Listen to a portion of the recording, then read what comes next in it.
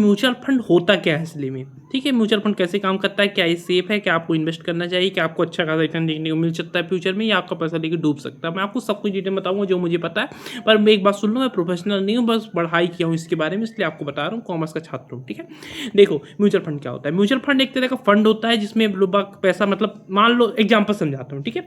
1 लाख रुपए मेरे पास है, मतलब 10 लोगों से मैंने 10,000 रुपए लिए, उसको मैंने 1 लाख रुपए ले लिया, 1 लाख रुपए हो गया। अब उसको मैं कहीं किसी कंपनी में कुछ इन्वेस्ट कर दूंगा, कहीं भी मतलब इन्वेस्ट कर दूंगा, उधार में दे दूंगा, ब्याज में दे दूंगा, उससे मान लो मुझे महीने का 10,000 रुपये मिल रहा है। मैंने 10 आदमी 10,000 लिया, मैं उनको 1,000 रुपये दे दूंगा, 10% उनको रिटर्न हो गया, ठीक है। उसमें से मैं कुछ अपनी फीस ले लूंगा, यही म्यूचुअल फंड होता है। जैसे कि अलग अलग नाम होते हैं इसमें इसके प्रकार होते हैं, मैं आपको सब कुछ बता देता हूँ। देखो म्यूचुअल फंड क्या होता है, म्यूचुअल फंड एक तरह का शेयर होता है, मतलब शेयर में वो लोग पैसा ले लेंगे आपसे और इन्वेस्ट करेंगे।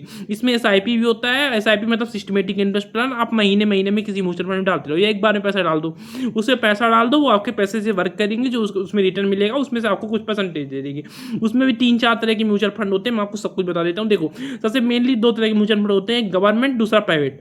गवर्नमेंट मतलब जो गवर्नमेंट सेक्टर में इन्वेस्ट करती है, पब्लिक सेक्टर में लोन देती है, LIC पॉलिसीज, बीमा ऐसे देते हैं, पर इनके रिटर्न बहुत कम होते हैं, ठीक है। दूसरे होते हैं प्राइवेट, जो shares, bonds, insurance, loans, profit expenses, share बाजार में इन्वेस्ट करते हैं, ये प्राइवेट वाले, ठीक है। जैसे कि गवर्नमेंट का एग्जांपल हो गया SBI, LIC, BOB, और प्राइवेट सेक्टर का एग्जांपल मान लो HDFC, ICICI bank, axis bank, Tata, ठीक है, ये सब मान लो।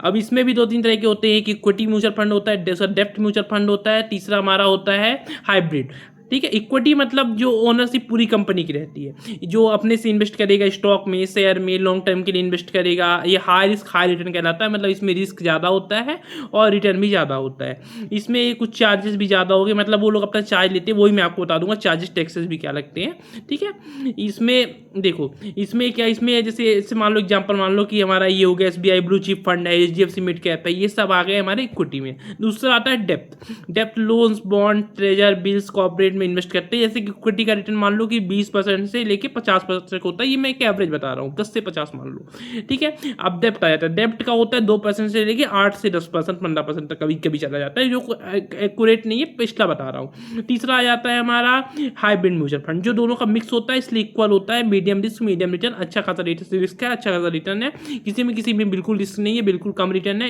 FD को थोड़ा ज़्यादा है FD से। तीसरा आ जाता है हाइब्रिड, हाइब्रिड मतलब सबसे ज़्यादा सही माना जाता है इन्वेस्ट करने के लिए, पर मैं इक्विटी भी करता हूँ कि जब रिस्क लेना ही है, इन्वेस्ट ही करना है, तो अच्छी इन्वेस्ट करिए, बढ़े तो बढ़ जाए, क्योंकि हमारे इंडिया का ग्रोथ होती रहती है, कभी ये शेयर बाजार वगैरह बहुत कम, मतलब लंबे टाइम में देखोगे तो सही रहता है, ठीक है। अब इसमें टैक्स क्या लगते हैं आपके, उसके लिए मैं एक और वीडियो बनाऊंगा, नीचे कमेंट में उसकी लिंक दूंगा। Thanks for watching.